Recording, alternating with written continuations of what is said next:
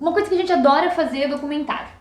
E eu acho que tem uma situação que é bem curiosa, que é quando a gente costura os depoimentos no documentário. Quando a base do Aquela documentário... mágica. Quando a base do documentário são os depoimentos costurados e não tem off, não tem ninguém narrando a história, né?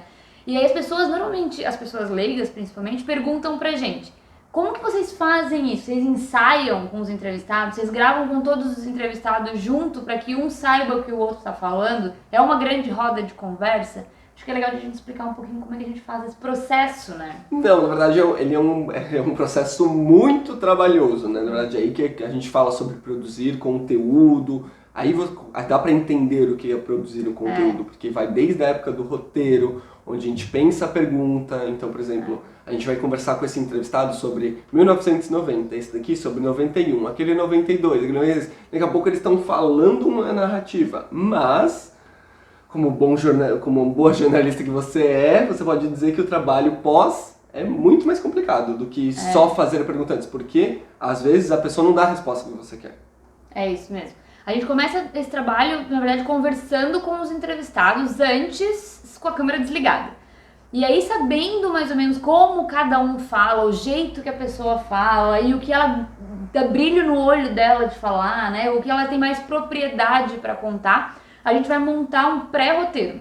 Mas aí, que é como o Eduardo falou, esse pré-roteiro ele serve de base para conduzir as entrevistas. A gente saber o que quer falar, né? Só que, porém, contudo, entretanto, todavia, muitas vezes acontece que a pessoa não vai falar aquilo que está escrito lá. Até porque às vezes um documentário com propriedade que fica legal é usar pessoas características que estavam no dia que algo aconteceu, alguma coisa assim, mas essa pessoa não fala. Aí essa pessoa gravando dela para de falar e tudo mais, daí a gente tem que usar talvez uma outra pessoa que não é tão importante, que trava, é normal.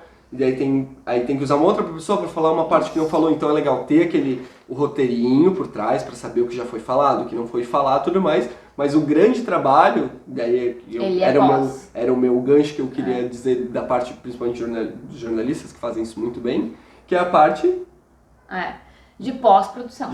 Né? Então, assim, depois de gravar tudo isso, de colher todos esses depoimentos, ainda que haja uma linha de condução, que é esse pré-roteiro, a gente decupa todos os depoimentos. O que isso significa? Que a gente ouve tudo que as pessoas falaram e escreve mesmo, assim. Tipo, vai lá e digita tudo que a pessoa disse. Então a gente gravou meia hora, Tudo. Então, dá páginas e páginas de Word. São 30 minutos de transcrição, então, né, de cada pessoa entrevistada para aquele material. E tem que digitar rápido ainda, né? Porque senão vai ficar 30 minutos, demora 1h30 para digitar. Bem isso. E mais, né, marcando, a gente já vai transcrevendo e pensando.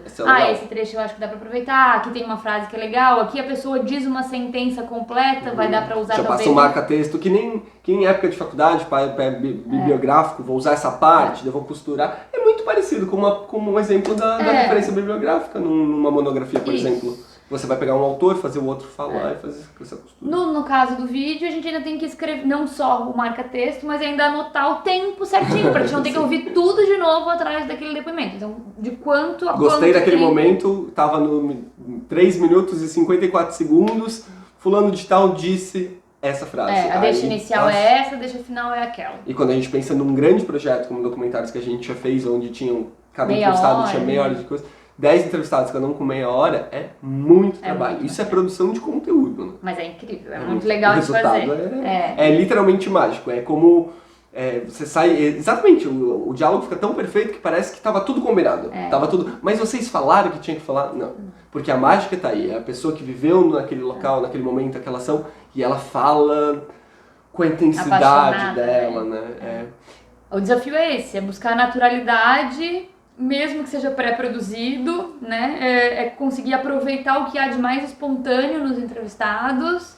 E alguns cuidadinhos, né? Então, por exemplo, às vezes você tá até com o próprio entrevistado e ele falou uma frase e fala, essa frase é perfeita.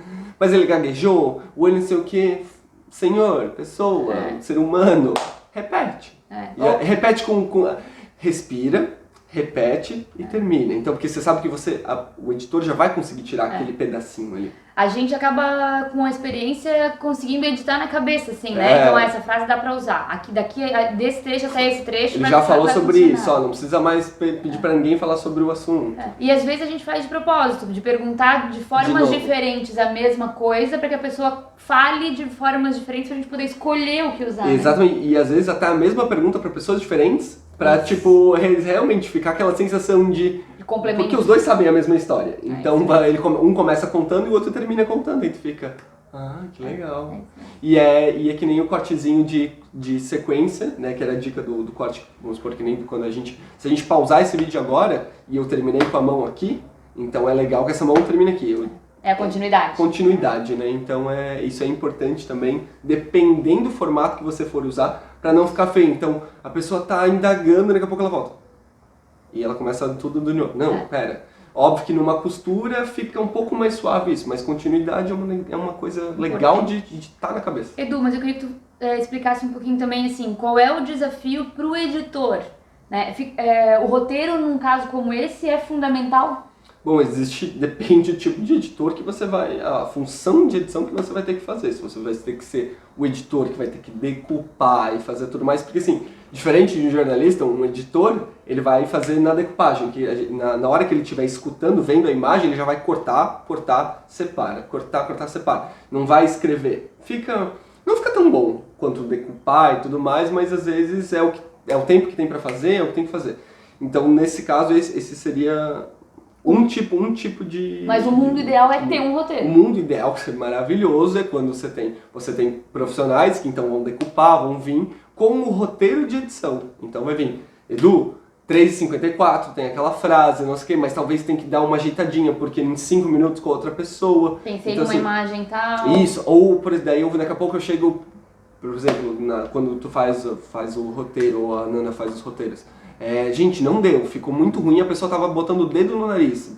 Elas decuparam o áudio às vezes, né, pra simplificar, mas eu falei, gente, não tem como, a pessoa tava dormindo enquanto ela falava, não sei o quê. Aí você pensa em soluções, sobrepõe a imagem, colocam, às vezes ela tá contando sobre, mais uma vez o exemplo, 1900, não sei o quê, bota uma imagem de 1900 e ela vai porrada, tipo assim.